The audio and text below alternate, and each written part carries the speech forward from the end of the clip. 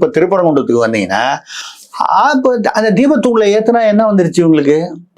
அவரே போய் பார்த்து தீர்ப்பு கொடுத்துட்டாரு. இல்லைங்க, அந்த தர்காவை சேர்ந்தவர்கள் எங்களுக்கு ஒன்றும் அப்ஜெக்ஷன் இல்லைன்னு எழுதி கொடுத்துட்டான், லெட்டர் கொடுத்துட்டான். ஏன்னா அவனுடைய காம்பவுண்ட்ல இருந்து 60-65 மீட்டர் தள்ளி தான் இருக்கு. 65 மீட்டர்னா 200 அடி. தர்காவுக்கு எந்த விதமான ஒரு பாதிப்பும் இல்லை, எந்த வித சட்ட ஒழுங்கு வர்றதுக்கு வாய்ப்பு இல்லை.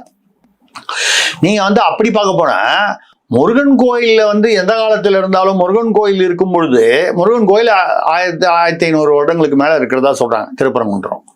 தர்கா அதுக்கு அப்புறம் வந்ததுதான். ஏன்னா இஸ்லாமிய மதம் தோன்றியே அந்த 1300 வருடங்கள் தான் ஆகும்போது அதுக்கப்புறம் ஏதோ ஒரு பீரியட்ல வந்ததுதான். ஆண்டு இருக்கு, ஒரு ஆண்டும் அவங்க இருக்கு இல்லையா?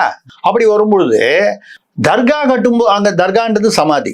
இப்பவே என்ன சொல்றாங்க, அந்த சிக்கந்தர் சமாதி அங்க ஒரு சமாதி இருக்கு, கீழே அடிவாரத்துல இருந்து 1 கிலோமீட்டர் 1.5 கிலோமீட்டர் தள்ளி அங்க ஒரு சிக்கந்தர் சமாதி இருக்கு. ஒரே சிக்கந்தருக்கு சமாதி. தர்கா என்பது சமாதி, அதாவது உடலை புதைக்காத மரியாதையுடன் புதைப்பு. ஒரே உடல் 2 இடத்துல எப்படி புதைக்க முடியும்? அப்ப ஏதோ ஒண்ணு நினைவு மண்டபம், ஒண்ணு தர்கா சமாதி.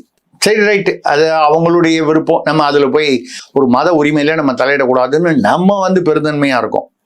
நம்மன்னு சொல்றது பெரும்பான்மையான இந்து மக்கள். ரெண்டாவது, இதுல அவங்க யாருமே பிரச்சனை பண்ணல. அவங்களை இப்ப நம்ம வேணும்ட்டு பண்றாங்கன்னு இஸ்லாமியர்களை நம்ம விமர்சனம் செய்வதற்கு வாய்ப்பே இல்லை.